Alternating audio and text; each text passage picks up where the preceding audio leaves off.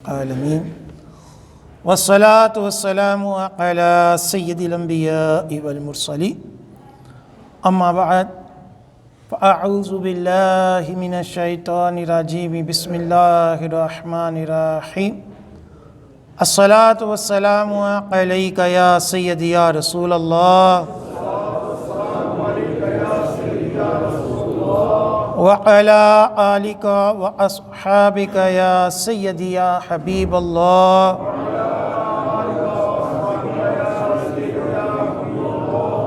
الصلاة والسلام عليك يا سيدي يا نبي الله وعلى آلك وأصحابك يا سيدي يا نور الله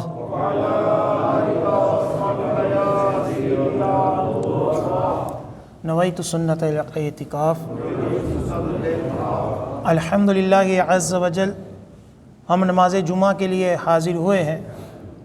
دعا ہے کہ رب تعالی ہماری اس ادنا سی حاضری کو اپنی بلند بارگاہ میں قبول و منظور فرمائے، اور جو کچھ اس جمعے میں بیان ہوگا اسے سننے کی، سمجھنے کی، اس کے اوپر عمل پیرا ہونے کی اور مجھے صحیح طرح بیان کرنے کی توفیق عطا فرمائے۔ آج جس موضوع کے اوپر میں بیان کروں گا وہ موضوع ہے شان خاتون جنت رضی اللہ تعالی عنہ۔ 3 رمضان المبارک کو اماں فاطمہ رضی اللہ تعالی عنہ کا عرس مبارک ہے، اور ان کی سیرت کے بارے میں، ان کی شان و عظمت کے بارے میں ہر مسلمان کو علم ہونا چاہیے۔ حضرت سیدنا حذیفہ بن یمان رضی اللہ تعالی عنہ فرماتے ہیں، میں نے اپنی والدہ ماجدہ رضی اللہ تعالی عنہ سے عرض کی، آپ مجھے اجازت دیں کہ میں نبی پاک صلی اللہ علیہ وآلہ وسلم کی خدمت میں حاضر ہو کر آپ کے پیچھے مغرب کی نماز ادا کروں اور عرض کروں کہ میرے اور آپ کے لیے دعائے مغفرت فرما دیں۔ یعنی والدہ سے اجازت لی نماز پڑھنے کی، دوسرا کس لیے؟ تاکہ میں نبی کریم صلی اللہ علیہ وآلہ وسلم سے کیا کروں؟ دعا کرواؤں۔ تو یہ پتہ چلا کہ یہ دعا کروانا صالحین کا طریقہ ہے، صحابہ کا طریقہ ہے، بلکہ خود حضور علیہ السلام نے جب حضرت عمر فاروق نے عرض کی کہ میں عمرے پہ جا رہا ہوں، تو آپ علیہ السلام نے فرمایا کہ ہمیں اپنی دعاؤں میں یاد رکھیے۔ آج بھی لوگ جو نیک لوگ ہوتے ہیں ان سے کہتے ہیں کہ آپ دعا کر دیں، حالانکہ اللہ تعالیٰ ہر بندے کی فریاد سنتا ہے، لیکن کچھ ایسی ہستیاں ہوتی ہیں کہ جن کے بارے میں وعدہ ہے کہ جب وہ مانگے تو پھر ضرور عطا کرتا ہوں۔ حضرت حذیفہ رضی اللہ تعالی عنہ فرماتے ہیں، میں نبی کریم صلی اللہ علیہ وآلہ وسلم کی خدمت میں حاضر ہوا، مغرب کی نماز آپ کے پیچھے پڑھی۔ جب آپ صلی اللہ علیہ وآلہ وسلم عشاء کی ادائیگی سے بھی فارغ ہو گئے اور تشریف لے جانے لگے تو میں آپ کے پیچھے پیچھے چل پڑا۔ نبی پاک صلی اللہ علیہ وآلہ وسلم نے جب آواز سنی کہ کوئی آ رہا ہے تو فرمایا کون؟ کیا حذیفہ ہے؟ میں نے عرض کی جی یا رسول اللہ میں ہوں۔ ارشاد فرمایا تمہاری کیا حاجت ہے؟ حضرت حذیفہ نے عرض کی یا رسول اللہ صلی اللہ علیہ وآلہ وسلم، میری اب کہنا تھا کہ میری والدہ کے لیے میری مغفرت کی دعا کر دیں۔ اب حضور علیہ السلام پہلے تو پیچھے کوئی آ رہا ہو تو ہمیں پتہ نہیں چلتا، تو آقا علیہ السلام نے فرمایا کون؟ کیا حذیفہ ہے؟ اتنے صحابہ میں سے ایک ہستی کا نام لینا یہ آقا کی ہی شان ہے۔ پھر آقا نے پوچھا کہ تمہاری کیا حاجت ہے؟ اس سے پہلے کہ حضرت حذیفہ فرماتے کہ میں کس لیے آیا ہوں، آقا علیہ السلام نے فرمایا غفر اللہ لک ولی امی کا، اللہ تعالیٰ تیری اور تیری ماں کی بخشش فرمائے۔ پھر آقا علیہ السلام نے فرمایا کہ یہ ایک فرشتہ ہے جو اس رات سے پہلے کبھی زمین پر نہیں اترا۔ ایک فرشتہ ہے جو آج پہلی مرتبہ زمین پہ اترا ہے۔ اس فرشتے نے اپنے رب عز و جل سے اجازت مانگی کہ مجھے سلام پیش کرنے آئے اور مجھے بشارت دے، بھی انا فاطمہ سیدۃ نساء اہل الجنۃ و ان الحسن والحسین سیدہ شباب اہل الجنہ، کہ یہ فرشتہ مجھے یہ بشارت دینے آیا ہے کہ حضرت فاطمہ جنتی عورتوں کی سردار ہیں اور امام حسن اور حسین جنتی کے نوجوانوں کے سردار ہیں۔ یہ جامع ترمذی کی حدیث پاک جو تھی میں نے آپ کو پڑھ کر سنائی، حدیث نمبر ہے 3788۔ یعنی اماں فاطمہ رضی اللہ تعالی عنہا کی شان ایک تو ہے کہ حضور بیان کر دیں، وہ بھی بہت ہے، ایک وہ فرشتہ کہ جو زندگی میں پہلی مرتبہ زمین پہ آیا ہے اور زمین پر آ کر آقا علیہ السلام کی بارگاہ میں کیا عرض کر رہا ہے کہ حضرت فاطمہ جو ہیں وہ کیا ہیں، جنتی عورتوں کی سردار ہیں اور حسن اور حسین جنتی نوجوانوں کے سردار ہیں۔ اماں فاطمہ وہ ہستی ہیں۔ آپ رضی اللہ تعالی عنہا آقا علیہ السلام کی سب سے چھوٹی شہزادی تھی اور لاڈلی شہزادی تھی۔ آپ کا نام فاطمہ اور لقب زہرا اور بطول مشہور ہے۔ امام عبد الرحمن ابن جوزی رحمۃ اللہ علیہ فرماتے ہیں اعلان نبوت سے 5 سال پہلے حضرت فاطمہ رضی اللہ تعالی عنہا مکہ شریف میں پیدا ہوئیں۔ آپ کے اور بھی القابات ہیں۔ القابات کا مطلب ہوتا ہے کہ جیسے کسی خوبی کی وجہ سے کسی کو کوئی لقب دیا جاتا ہے کہ یار یہ بہت بہادر ہے، یہ بہت جو ہے وہ ہمت والا ہے، یہ بہت ایماندار ہے، یہ بہت نیک ہے۔ تو احادیث کے اندر بھی کئی ہستیوں کو القابات عطا کیے گئے۔ اماں فاطمہ رضی اللہ تعالی عنہا کے جو القابات ہیں وہ چند یہ ہیں: ام السادات، سیدوں کی ماں، مخدومہ کائنات، دختر مصطفیٰ، سردار خواتین و جہاں و جنا، سیدہ طیبہ طاہرہ زہرا بطول زاکیہ راضیہ عابدہ زاہدہ محدثہ مبارکہ زکیہ، سیدۃ النساء خیر النساء، خاتون جنت معظمہ، ام الہات، ام الحسنین، اور آپ کی ایک خاص کنیت ام ابیہا بھی ہے، ام ابیہا۔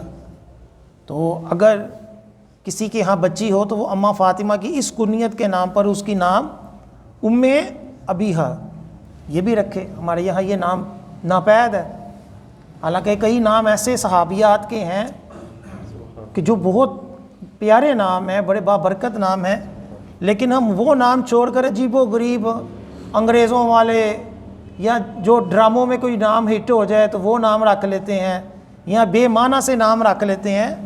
تو نیک ہستیوں کے نام کے اوپر کیا رکھنا چاہیے؟ نام رکھنا چاہیے کہ اس کی برکتیں ملتی ہیں۔ حضرت فاطمہ کا نام جو فاطمہ رکھا گیا، اس کی وجہ کیا ہے؟ تو نبی کریم صلی اللہ علیہ وآلہ وسلم نے ارشاد فرمایا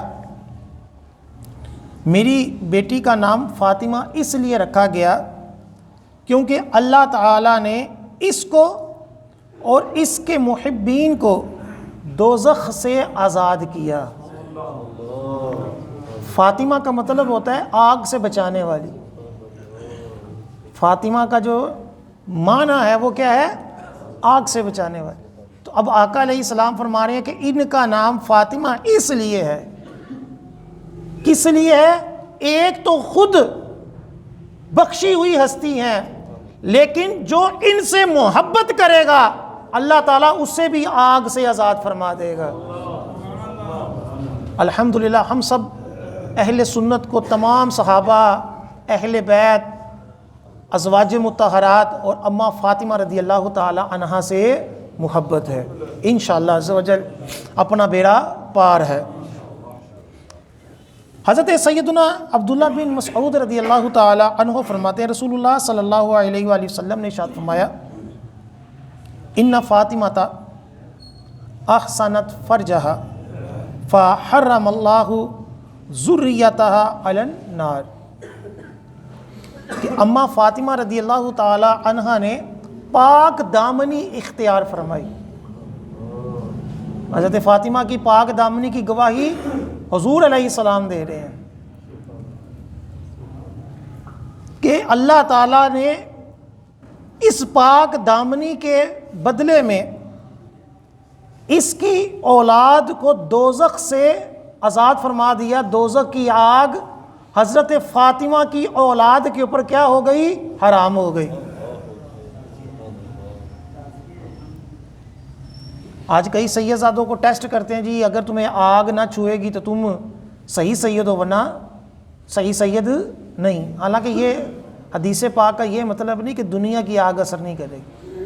اس سے مراد کیا ہے؟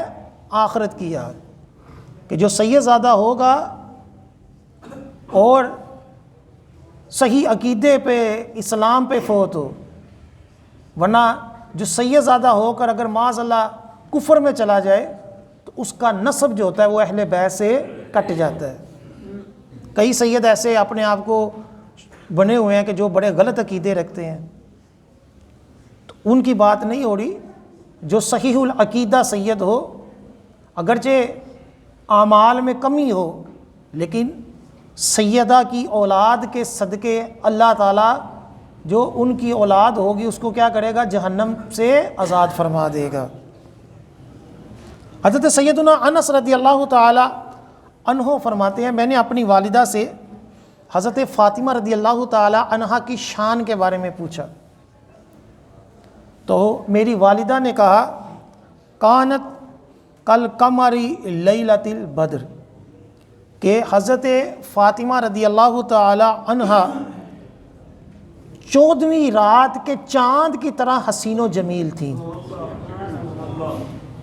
یعنی جس طرح آقا علیہ السلام ایک خوبصورت ترین ہستی تھے، پاکیزہ ترین ہستی تھے، تو اماں فاطمہ رضی اللہ تعالی عنہ کو بھی اللہ تعالیٰ نے ہر طرح کی خوبی سے نوازا، اور آپ کا حسن، آپ کی پاک دامنی الحمدللہ مستند کتابوں احادیث کے اندر موجود ہے. یہ جو حدیث پاک میں نے پیش کی یہ المستدرک کی حدیث پاک ہے، کہ جس کے اندر صحابی رسول اپنی والدہ صحابیہ کا قول نقل کر رہے ہیں کہ میری والدہ نے اماں فاطمہ کو دیکھا، کیونکہ ہر کوئی اماں فاطمہ کو دیکھنے والا نہیں تھا. تو جو عورت تھی، صحابیہ تھی، حضرت انس کی والدہ، وہ کہہ رہی ہیں کہ حضرت فاطمہ 14ویں رات کے چاند کی طرح حسین و جمیل تھیں. المستدرک کی ایک اور حدیث پاک ہے، نبی پاک صلی اللہ علیہ وآلہ وسلم نے حضرت فاطمہ رضی اللہ تعالی عنہا سے فرمایا تمہارے غضب سے غضب الہی ہوتا ہے اور تمہاری رضا سے رضائے الہی ہے. یعنی اگر تم ناراض ہو جاؤ تو رب ناراض ہو جاتا ہے، اور اگر تم کسی سے خوش ہو جاؤ تو رب بھی اس سے خوش ہو جاتا ہے. اماں فاطمہ رضی اللہ تعالی عنہا کی شان جو قرآن و حدیث سے ثابت ہے، اس کو بیان کرنا کیا ہے؟ سیدہ کا رضا ہے، سیدہ کا کرم ہے کہ اللہ بھی ان کے صدقے ہم سے کیا ہو جائے گا؟ راضی ہو جائے. لیکن اہل بیت کی شان میں وہ باتیں کرنا کہ جو ان کی شایان شان نہیں ہے، افراط و تفرید کے اعتبار سے۔ دونوں طرح کے لوگ ہمارے یہاں پائے جاتے ہیں، ایک تنقید کرنے والے اہل بیت کے اوپر، یزید کو اچھا کہنے والے، امام حسین کو باغی کہنے والے، وہ بھی گروہ ہے، اور ایک اہل بیت کی شان میں غلو کرنے والے کہ اہل بیت کو نبیوں سے بھی افضل کہہ رہے ہیں، اہل بیت کے لیے پتہ نہیں کیا کیا باتیں کہہ رہے ہیں کہ جو کہ درست ہی نہیں ہے۔ کئی شعر، کئی قوالیاں ایسی ہیں کہ جو شرعی اعتبار سے درست نہیں، جیسے حضرت جبرائیل کے بارے میں مشہور شعر ہیں، قوالیاں ہیں کہ وہ تیرے در کے نوکر ہیں، حالانکہ جبرائیل جو ہیں ان کا مقام و مرتبہ تمام صحابہ اور اہل بیت سے افضل ہے، یہ یاد رکھنے والے۔ کیوں؟ کیونکہ حضرت جبرائیل کیا ہیں؟ یہ رسول ملائکہ ہیں، ملائکہ کے رسول ہیں، اور یہ عقیدہ ہے کہ کوئی بھی صحابی کسی نبی کے برابر یا اس سے افضل کبھی نہیں ہو سکتا۔ یہ ہمیشہ یاد رکھ، اپنی محبت کو شریعت کے دائرے میں رکھنا چاہیے۔ ایسا نہیں ہے کہ ہم جس سے محبت کریں تو اس کو اتنا چڑھائیں کہ معاذ اللہ حدیں ہی کراس کر دیں، نہیں، شریعت کی ایک حدیں ہیں۔ جو جتنا مرضی بڑا صحابی ہو، کتابوں کے اندر یہ عقیدہ لکھا ہے کہ حضرت ابوبکر صدیق تمام صحابہ سے افضل ہیں لیکن جبرائیل سے افضل نہیں ہے۔ اسی طرح اماں فاطمہ ہو، حضرت امام حسن ہو، امام حسین ہو، حضرت علی ہو، دیگر اہل بیت ہستیاں ہوں، نہ یہ رسول ملائکہ سے افضل ہیں، یعنی جو 4 فرشتے ہیں ان سے افضل ہیں، نہ یہ تمام صحابہ سے افضل ہیں، نہ ہی کسی نبی سے افضل ہیں۔ یہ عقیدہ ہر جگہ چلے گا کہ کوئی بھی صحابی کسی نبی سے افضل نہیں ہو سکتا، اور کوئی بھی ولی کسی صحابی سے افضل نہیں ہو سکتا۔ آج کئی حضرت امیر معاویہ رضی اللہ تعالیٰ عنہ کی شان میں گستاخیاں کرتے ہیں، حالانکہ حضرت عبداللہ بن مبارک رضی اللہ تعالیٰ عنہ کا یہ فرمان ہے، یہ قول موجود ہے کہ جب کسی نے پوچھا نا کہ عمر بن عبدالعزیز افضل ہیں کہ حضرت امیر معاویہ افضل ہیں، حالانکہ عمر بن عبدالعزیز کو خلفائے راشدین کی کیٹیگری میں کئی علماء لائے ہیں کہ اتنے نیک ہستی تھے۔ جو پہلے مجدد اسلام کے بنے وہ حضرت عمر بن عبدالعزیز تھے۔ تو آپ نے فرمایا کہ جس گھوڑے کے ساتھ حضرت امیر معاویہ رضی اللہ تعالیٰ عنہ حضور کے ساتھ جہاد کرتے تھے، اس گھوڑے کی سانسیں بھی جو ہیں وہ عمر بن عبدالعزیز سے افضل ہیں۔ کیوں؟ اللہ، ان کی گرد بھی افضل ہے۔ وجہ کیا ہے؟ کہ وہ صحابی رسول ہیں۔ کوئی بھی ولی کی محبت میں ہم اس ولی کو کسی صحابی کے اوپر یا کسی نبی کے اوپر درجہ نہیں دے سکتے، بعض صورتوں میں ایمان سے چلے جائیں گے، یہ قاعدے ہیں۔ تو جب آپ کسی ہستی کو اس کی شان سے زیادہ لے کر جائیں گے تو کیا ہوگا؟ وہ شان، وہ ہستی کیا ہوگی؟ وہ ناراض ہوگی، وہ خوش نہیں ہوگی۔ تو ہمیشہ جس سے ہم عقیدت و محبت رکھتے ہیں اس کی اتنی محبت اور عقیدت ہو جتنی شریعت اجازت دیتی۔ اگر آپ شریعت کی حدود کو کراس کریں گے تو نہ رب راضی ہوگا نہ وہ شخصیت راضی ہوگی۔ حضرت عیسیٰ علیہ السلام کو عیسائی معاذ اللہ خدا کا بیٹا کہتے ہیں، تو قرآن کے اندر ذکر ہے کل قیامت والے دن حضرت عیسیٰ اس بات سے برات کا اظہار کریں گے کہ میں نے ان کو یہ تعلیم نہیں دی، میں نے تو نہیں کہا کہ مجھے خدا کا بیٹا کہو۔ حالانکہ وہ کیا کرتے ہیں؟ محبت میں کرتے ہیں، اور محبت میں کیا ہے؟ غلو ہے۔ اسی لیے آقا علیہ السلام نے حضرت علی سے کہا تھا کہ 2 قومیں تیری وجہ سے غرق ہوں گی، تو مثل عیسیٰ ہے، ایک تیری محبت میں اور ایک تیرے بغض میں۔ محبت میں خارجی گروہ بن گیا، بغض میں خارجی گروہ بن گیا، جنہوں نے حضرت علی کو شہید کیا، آپ سے جنگ کی، اور محبت میں رافضی گروہ بن گئے، جو آپ کی محبت میں حد سے تجاوز کر گیا۔ کوئی حضرت علی کو خدا کہتا ہے، کوئی معاذ اللہ قرآن سے بھی افضل کہتا ہے، کوئی پتہ نہیں کیا کہتا ہے، تو وہ سب کیا ہو گئے؟ عیسائیوں کی طرح ہی ہو گئے۔ اور حضرت عیسیٰ کیا تھے؟ عیسائی محبت میں مر گئے، اور یہودی کیا تھے؟ وہ بغض میں مر گئے۔ اس لیے آقا علیہ السلام نے فرمایا تو مثل عیسیٰ ہے۔ اسی طرح ایک اور حدیث پاک ہے المستدرک کی، نبی پاک صلی اللہ علیہ وآلہ وسلم نے ارشاد فرمایا کہ فاطمہ میرے جسم کا ٹکڑا ہے، بعض روایتوں میں جگر کا ٹکڑا بھی ہے، جو اسے ناگوار ہے وہ مجھے ناگوار ہے، اور جو اسے پسند ہے وہ مجھے پسند ہے۔ روز قیامت سوائے میرے نسب کے، میرے سبب اور میرے ازدواجی رشتوں کے تمام رشتے جو ہیں وہ منقطع ہو جائیں گے، سارے رشتے ختم ہو جائیں گے، صرف جس کا رشتہ حضور سے بنتا ہوگا وہ رشتہ قائم رہے گا، اور جو فاطمہ کی رضا چاہے گا رب بھی راضی ہوگا اور حضور علیہ السلام بھی اس سے راضی ہوں گے۔ اس لیے اہل بیت کی محبت ہمارے اوپر کیا ہے؟ لازم ہے، کیونکہ اس محبت کے بغیر ہمارا ایمان ہی کامل نہیں۔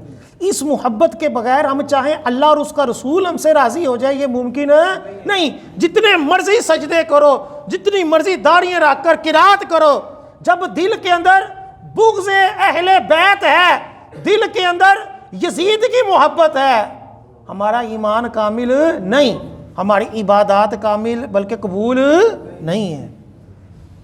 کیوں؟ کیونکہ جب آپ کسی اہل بیت کے دشمن کو اچھا کہیں گے تو حقیقت میں یہ اہل بیت کے لیے ناگواری ہے۔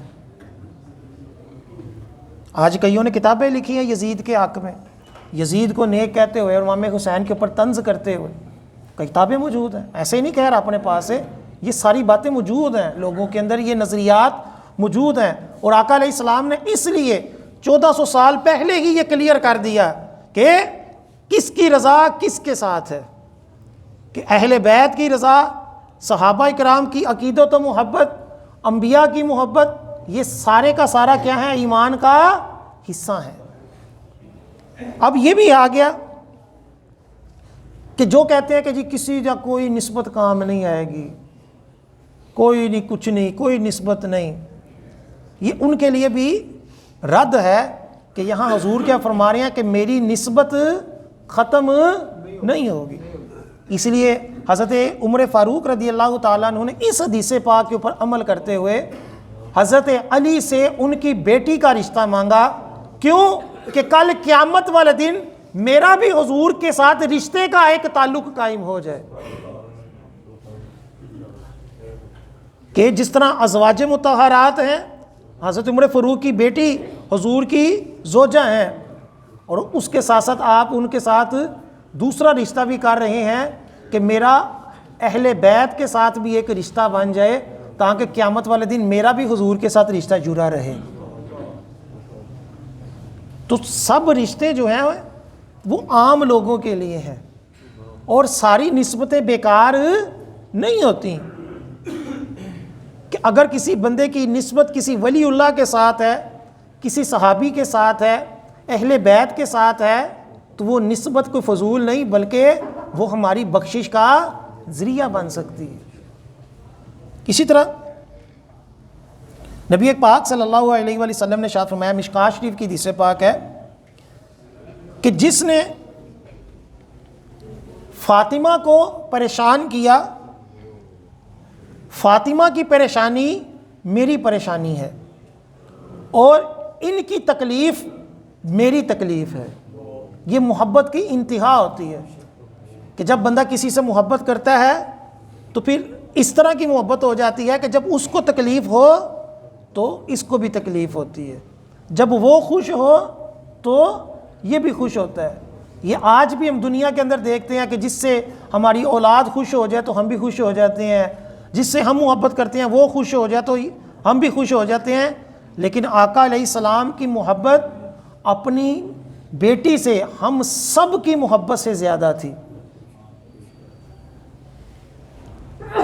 اسی طرح حضرت عائشہ صدیقہ رضی اللہ تعالی عنہا فرماتی ہیں، سنن ابو داؤد شریف کی حدیث پاک ہے کہ میں نے، اماں عائشہ صدیقہ رضی اللہ تعالی عنہا فرماتی ہیں کہ میں نے چال ڈھال، شکل و صورت اور بات چیت میں حضرت فاطمہ سے بڑھ کر کسی کو حضور علیہ السلام کے مشابہ نہیں دیکھا۔ یعنی اماں فاطمہ رضی اللہ تعالی عنہا کا چلنا، اماں فاطمہ کی شکل و صورت، اماں فاطمہ رضی اللہ تعالی عنہا کا بات چیت کرنے کا انداز، اٹھنا بیٹھنا، ہر چیز حضور علیہ السلام کے مشابہ تھی۔ وہ کیسے؟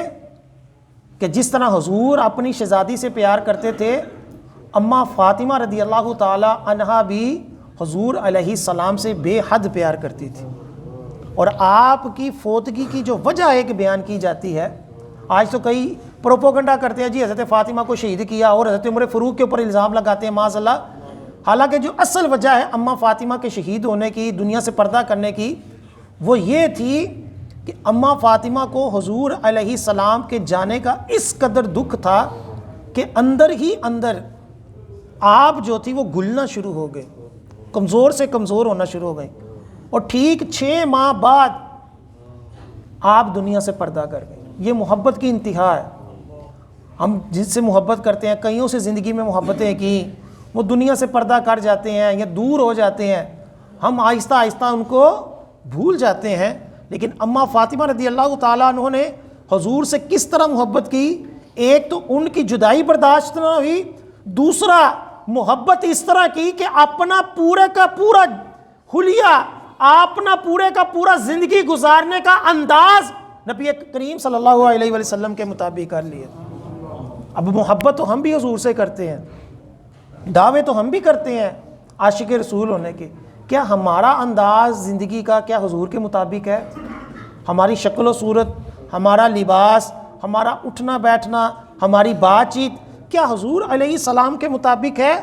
تو یقیناً نہیں۔ ہم کامل محبت والے نہیں ہیں۔ جو کامل محبت والی تھی اماں فاطمہ، حضرت عائشہ صدیقہ گواہی دے رہی ہیں۔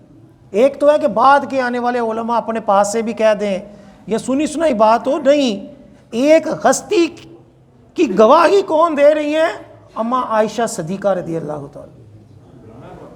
آپ فرماتی ہیں کہ جب حضرت فاطمہ رضی اللہ تعالی عنہا نبی کریم صلی اللہ علیہ وسلم کی بارگاہ میں حاضر ہوتی تو حضور علیہ السلام ان کے لیے کھڑے ہو جاتے،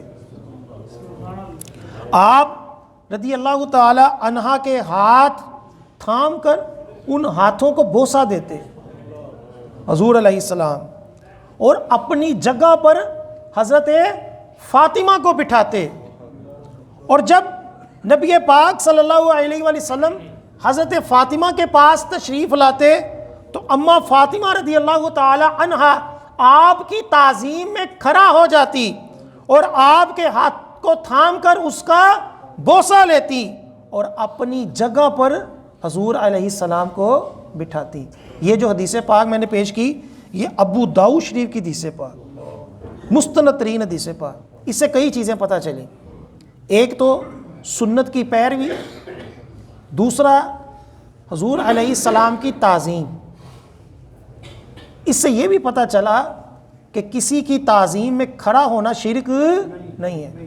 ہمارے یہاں ہے کہ ایسے ہی جیلی سا مولوی کہتا جی قومی ترانے کے لیے کھڑا ہونا شرک ہے، لو جی جھنڈے کے آگے تعظیماً اپنے ملک کے جھنڈے کے آگے کھڑا ہونا شرک ہے۔ شرک تو ہم نے مذاق بنا لی، جب دل کیا جس مرضی مسئلے کے اوپر شرک ٹھوک دیا۔ اب یہاں دیکھیں سعودیہ سمیت کئی مولوی وہاں ہاتھ چومنے کو شرک کہہ دیتے ہیں، حالانکہ صحابی رسول سے بھی ثابت ہے ہاتھ چومنا، اور اماں فاطمہ حضور کے ہاتھ چوم رہی ہیں اور حضور صلی اللہ علیہ وآلہ وسلم حضرت فاطمہ کے ہاتھ چوم رہے ہیں، تو وہ شرک کیسے ہو گیا؟ جو کام شرک ہو کبھی نبی کر سکتا ہے، کبھی وہ صحابی کر سکتے ہیں، یہ تو عجیب سی بات ہے۔ تو کسی معزز ہستی کا ہاتھ چوم لینا، اپنے والدین کے ہاتھ بلکہ والدین کے پاؤں چوم لینے کی سعادت مندی ہے۔ علماء کرام کے، حافظ قرآن کے، بزرگ کے، اپنے دیگر بڑوں کے ہاتھ چوم لینے میں کوئی حرج نہیں۔ اسی طرح اگر کوئی بڑا آ گیا، کوئی اہل علم آ گیا اور اس کی تعظیم میں کھڑے ہو جائے تو یہ کوئی شرک نہیں بلکہ اچھی بات ہے۔ لیکن دنیا دار لوگوں کے لیے، فاسق لوگوں کے لیے، اپنے ذاتی مفاد کے لیے کھڑا ہونا مناسب نہیں، لیکن شرک وہ بھی نہیں۔ یعنی جو نیک ہستی ہو اس کے لیے تعظیماً کھڑا ہونا کیا ہے، یہ جائز ہے، بلکہ کیا ہے، حدیث پاک سے ثابت ہے۔ اسی طرح اماں فاطمہ رضی اللہ تعالیٰ عنہ کی شان میں آتا ہے کہ حضرت امام حسن رضی اللہ تعالیٰ عنہ فرماتے ہیں کہ میں نے اپنی والدہ ماجدہ حضرت فاطمہ رضی اللہ تعالیٰ عنہ کو دیکھا کہ رات کو مسجد بیت کے محراب میں نماز پڑھتی رہتی۔ مسجد بیت سے مراد ہوتی ہے کہ گھر کا وہ حصہ کہ جس کو عبادت کے لیے خاص کیا جائے۔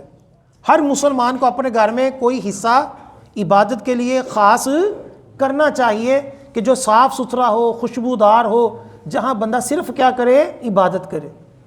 تو وہاں ہی عورتوں کو اعتکاف کرنے کی اجازت ہوتی ہے کہ اتنے حصے پر ہی اعتکاف کرے جس کو اس نے کس کے لیے خاص کیا ہے، عبادت کے لیے خاص کیا ہے۔ تو اماں فاطمہ رضی اللہ تعالی عنہا نے بھی گھر کے ایک کونے کو عبادت کے لیے خاص کیا تھا۔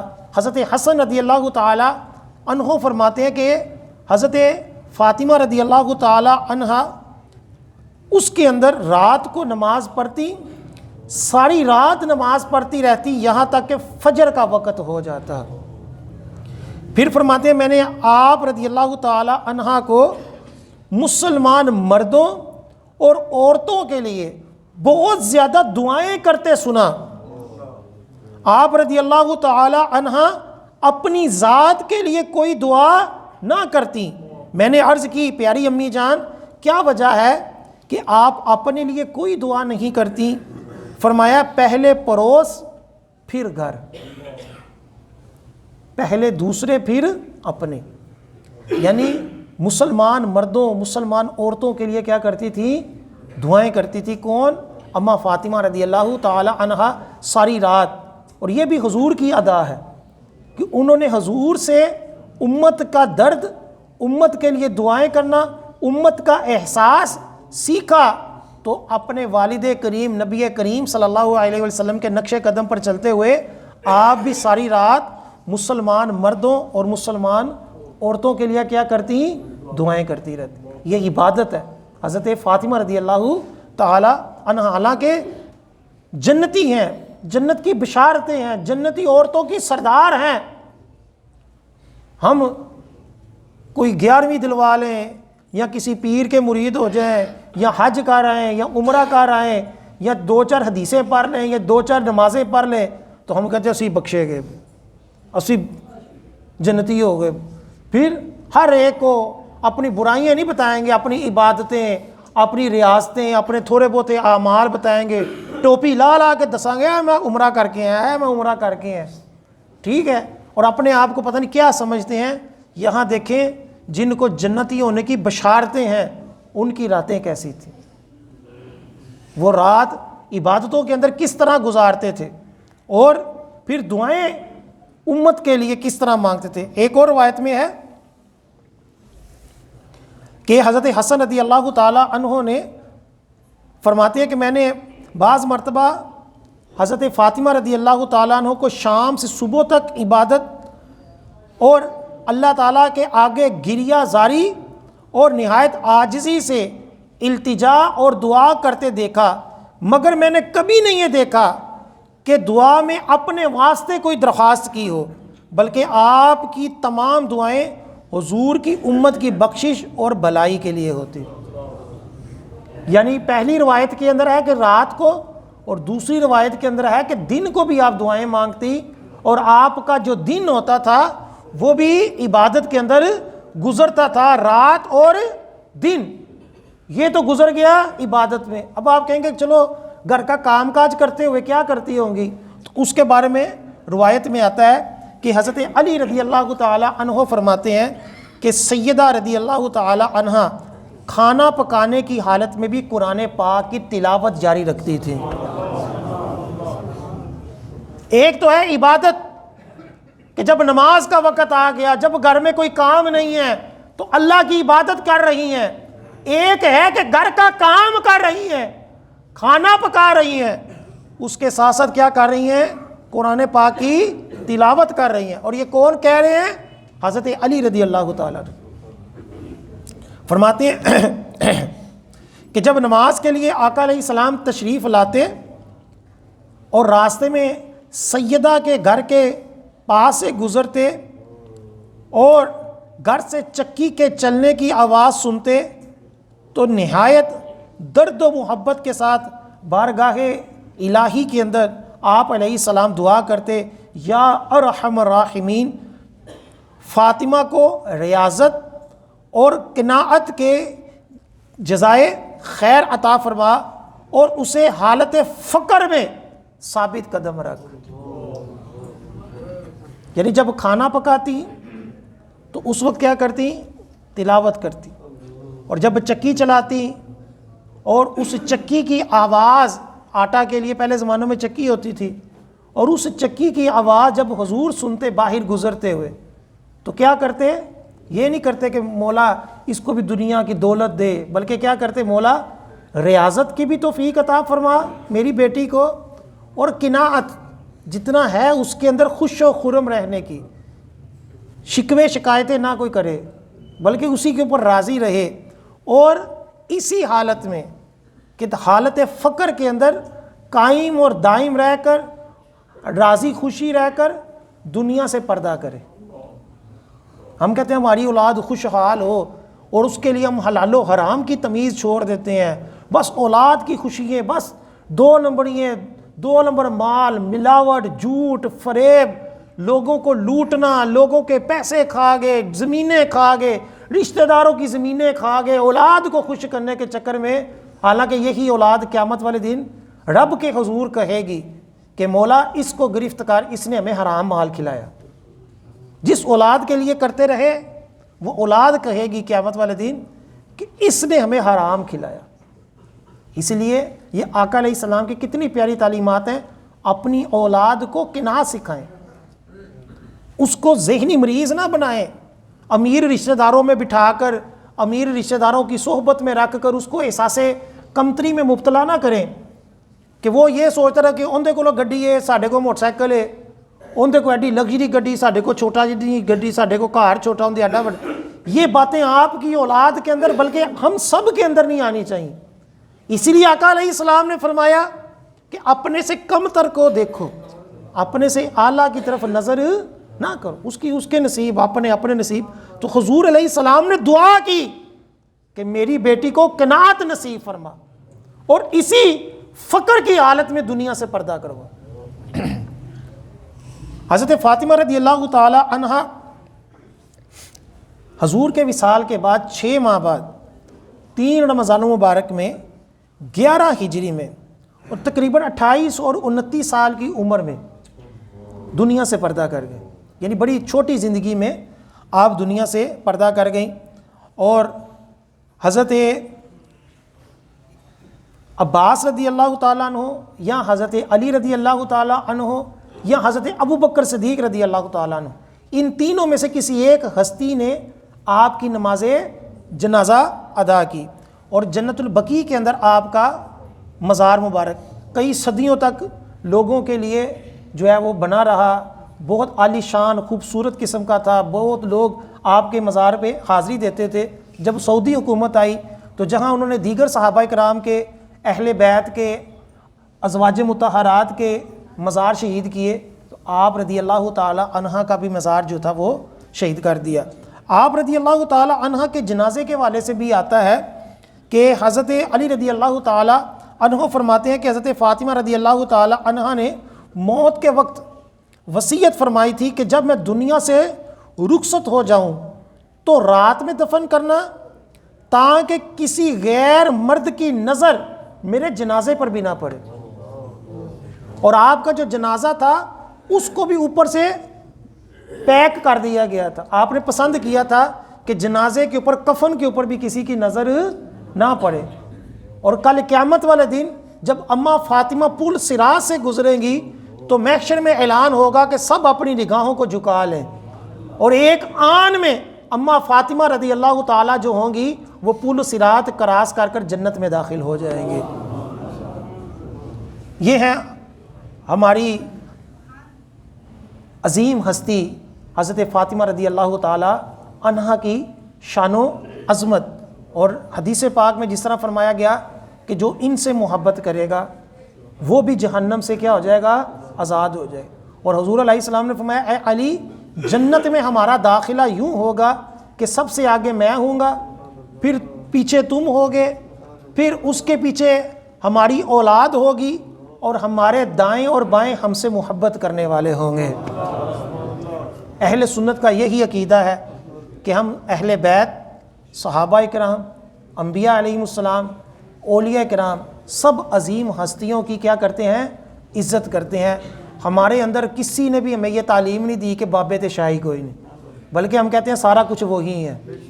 اگر بابے نہ ہوتے تو آج ہمارے پاس قرآن کی تفسیر, حدیث کچھ بھی نہ ہوتا. یہ بزرگوں نے تو ہمیں سارا دین پیش کیا, حدیثیں سینہ بہ سینہ ہمیں کتابی شکل میں پیش کی. امام بخاری بھی بابا ہی سی, ٹھیک ہے, امام مسلم بھی بابا ہی تھا, ٹھیک ہے, جنہوں نے تفاسیر لکھی, جن کے ترجمے پڑھ کر لوگ لوگوں کو مس گائیڈ کرتے ہیں, غلط ملت ترجمے کرتے ہیں, غلط ملت لوگوں کو اس کی تفسیر غلط کرتے ہیں, وہ قرآن کا سارا علم بھی بابوں نے ہی ہمیں دی ہے. یہ بزرگان دین اگر نہ ہوتے تو آج پتہ نہیں ہم پاکستان کے اندر, ہندوستان کے اندر پتہ نہیں کس معاذ اللہ بت کی پرستش کے اندر ہوتے. یہ داتا سرکار, یہ معین الدین چشتی رحمۃ اللہ علیہ کا فضل و کرم ہے کہ انہوں نے اپنے گھر, اپنے آباء و اجداد چھوڑ کر ملکوں کے اندر آ کر, شہروں کے اندر آ کر اسلام کا پیغام عام کیا. اللہ تعالیٰ ہمیں اپنے محسنوں کو یاد رکھنے کی توفیق عطا فرمائے. آقا علیہ السلام نے فرمایا جس نے اپنے محسن کا شکریہ ادا نہیں کیا اس نے رب کا بھی شکر ادا نہیں کیا. ہم سب ہستیوں کا عزت بھی کرتے ہیں, ان کا احترام بھی کرتے ہیں, اور ان کا شکر بھی ادا کرتے ہیں. اللہ تعالیٰ ہمیں اسی نظریے پر موت عطا فرمائے. آمین ثم آمین. ابھی اذان ہوگی, اس کے بعد آپ سنتے پڑھ لیجیے.